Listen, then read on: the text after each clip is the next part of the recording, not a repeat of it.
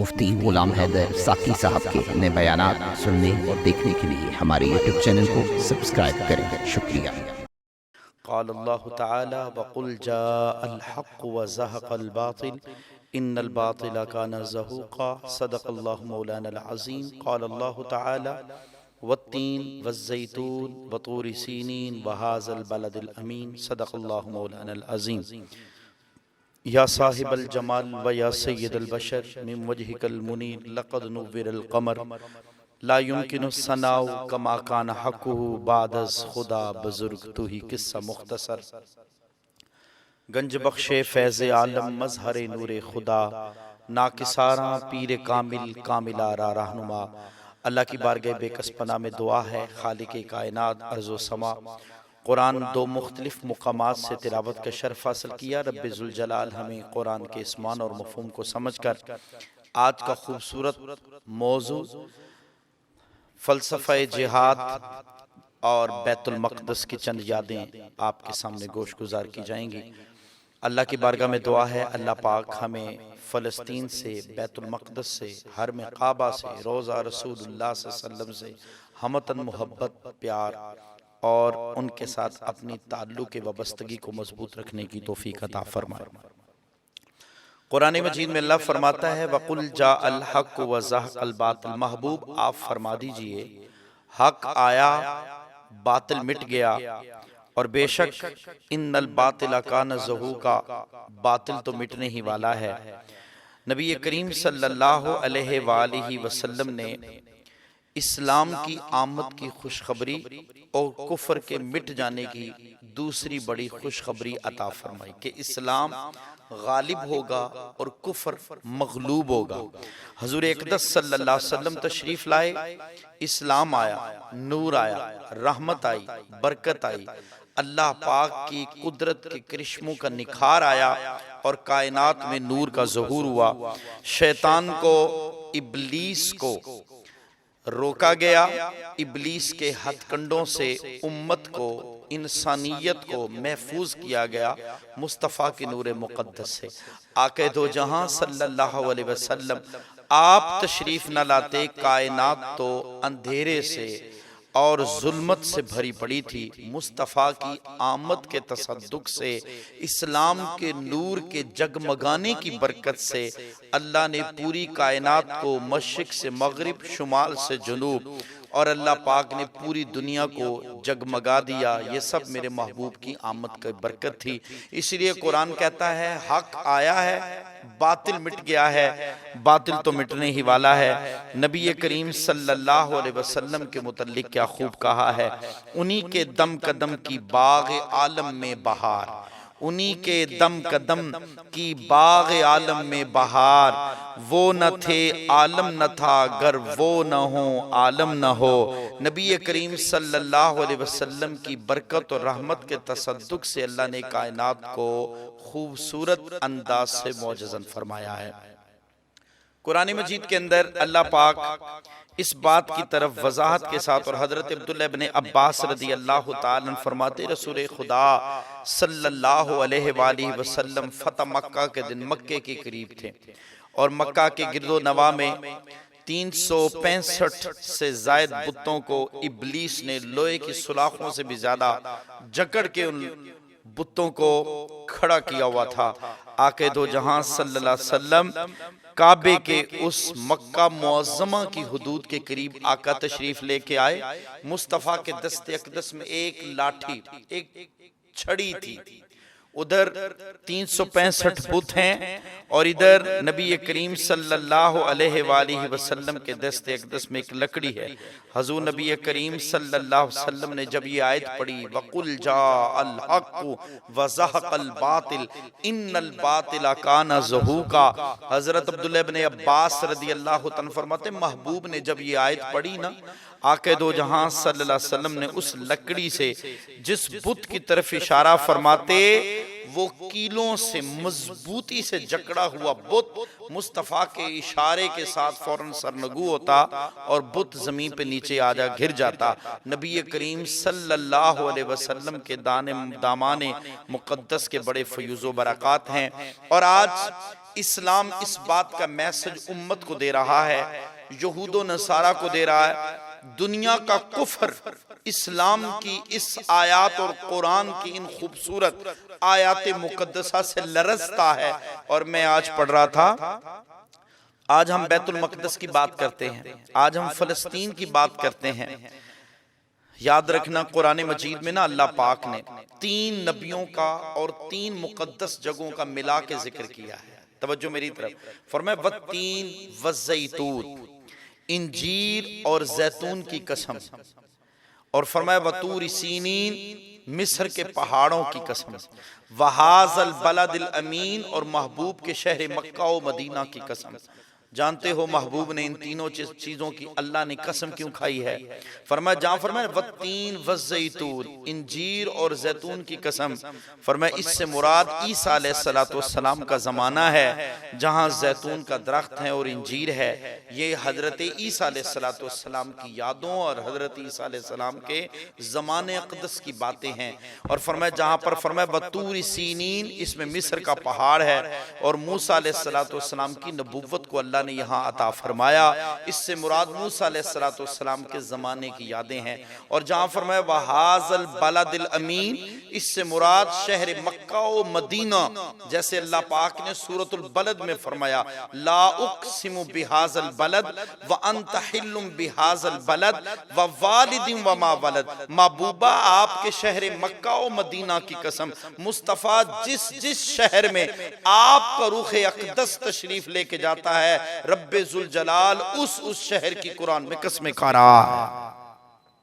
اور عزیزان گرامی قدر، آپ حضرت موسیٰ، حضرت عیسیٰ اور آقا دو جہاں صلی اللہ علیہ وسلم کا زمان اقدس دیکھو ایک ساتھ کٹھا ہے۔ حضرت موسیٰ، حضرت عیسیٰ اور آقا دو جہاں صلی اللہ علیہ وسلم۔ اور یاد رکھیے گا حضرت موسیٰ علیہ السلام کے جو پیروکار ہیں انہیں یہودی کہتے ہیں۔ حضرت عیسیٰ علیہ السلام کے جو پیروکار ہیں انہیں نصارہ یعنی کہ مسیحی عیسائی کہتے ہیں۔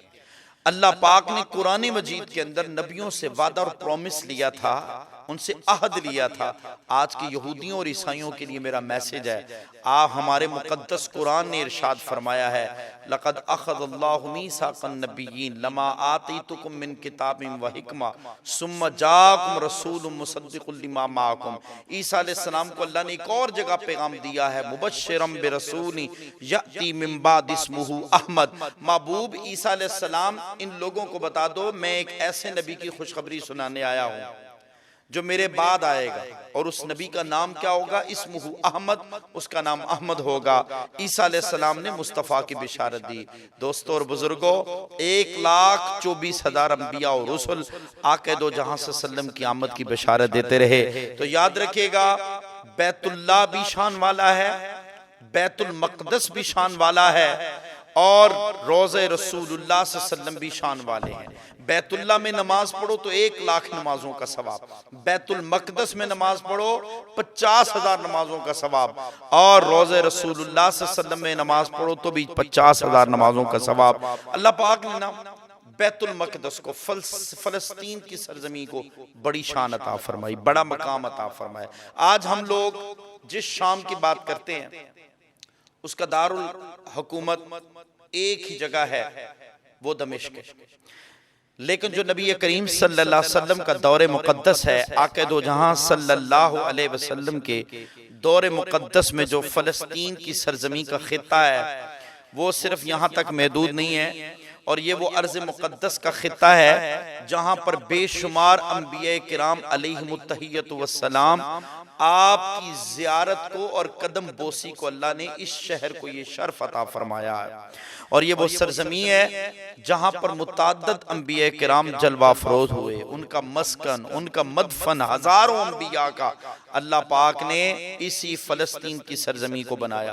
اور محبوب دعا کرتے فرمایا کرتے تھے اللہم بارک لنا فی یمننا و شامنا، اے اللہ یمن اور شام کو برکت عطا فرما، یمن اور شام کے رہنے والے کو برکت عطا فرما۔ اور یہاں پر وہ مقدس مقامات ہیں جو یہود و نصارہ اور مسلمانوں تینوں کے لیے ادب، احترام، عقیدت اور تعظیم کا مرکز ہیں، اور یہی وہ خطہ ہے جہاں حضرت عیسیٰ علیہ السلام کے لیے بیت اللحم میں آپ کی ولادت باسعادت ہوئی۔ دیوار گریا، ہیکل سلیمانی، یہ یہودی تصور کا تعلق بھی اسی سرزمین سے ہے۔ مسلمانوں کا قبلہ اول بیت المقدس 17 ماہ آقا دو جہاں صلی اللہ علیہ وسلم جدھر منہ کر کے نماز پڑھتے رہے وہ یہی قبلہ اول ہے۔ جان جانان مصطفیٰ صلی اللہ علیہ وسلم نے سفر معراج سے قبل 2 بار نبیوں کی امامت کا شرف، جس امامت میں امام الانبیاء تھے اور مقتدی سارے انبیاء تھے، جس میں امام اور مقتدی سوائے انبیاء کے کوئی اور نہیں تھا، وہ 2 بار آقا دو جہاں صلی اللہ علیہ وسلم کو یہ شرف ملا۔ ایک صلاۃ خصوصیہ، جاتے وقت نماز پڑھائی ادھر ہی، امامت مصطفیٰ کی تھی، 1,24,000 یا 14 انبیاء و رسل کمو پیش، آپ سب آپ کی اقتداء میں تھے۔ اور جب آپ معراج کی رات خدا کی بارگاہ میں ملاقات کر کے معراج کر کے واپس تشریف لائے تو صلاۃ الوداعیہ، وہ الوداعی نماز آپ آقا دو جہاں صلی اللہ علیہ وسلم نے اسی مسجد میں بیت المقدس میں ادا فرمائی۔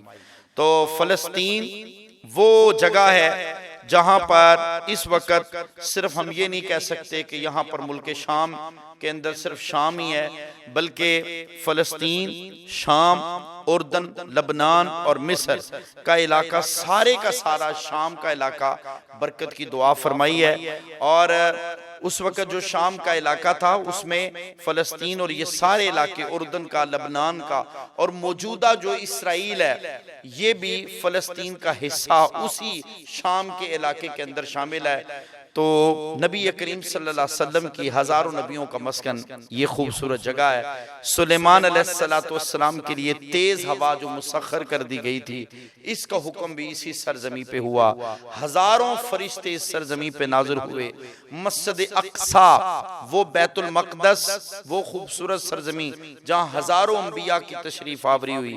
حضرت ابراہیم اور لوط علیہ السلام، اور حضرت ابراہیم علیہ السلام کو اللہ نے لوط کو نجات بخشی اس سرزمین کی طرف جس میں ہم نے جہاں والوں کے لیے برکت رکھی ہے۔ اور حضرت مفتی نعیم الدین مراد آبادی رحمت اللہ تعالی فرماتے ہیں اس سرزمین سے مراد شام ہے، اور یہاں کثرت سے انبیاء تشریف لائے، یہاں کثرت سے نہریں، پانی، پاکیزہ خوشبودار جگہ، درخت اور کثرت سے پھل ہیں۔ حضرت ابراہیم علیہ السلام کا نزول بھی فلسطین کی سرزمین پہ ہوا، اور یہ وہ موسیٰ علیہ السلام کی جب وفات کا وقت قریب آیا، بات بڑی باکمال ہے، تو اللہ تعالیٰ سے دعا کی، اللہ جس طرح اگر کوئی پتھر پھینکا جائے تو وہ ساتھ والے علاقے میں جاتا ہے تو فلسطین پہنچ سکتا ہے، میں چاہتا ہوں جب میری روح قبض ہو تو میں ایسے ہی فلسطین کے مقام پہ پایا جاؤں۔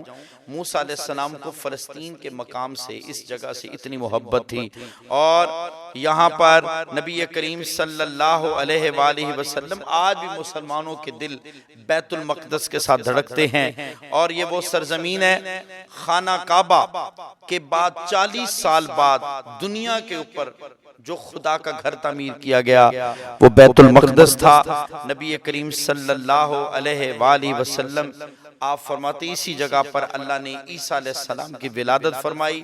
سیدہ مریم آپ کی ہاں جو شہزادے کی ولادت ہوئی حضرت عیسیٰ علیہ السلام کی اسی سرزمین پہ تھا، اسی لیے آج ہزاروں مسلمان بیت المقدس سے دل و جان سے ٹوٹ کر پیار کرتے ہیں، اور ہمیں بھی بیت المقدس سے دل و جان سے محبت کرنی چاہیے۔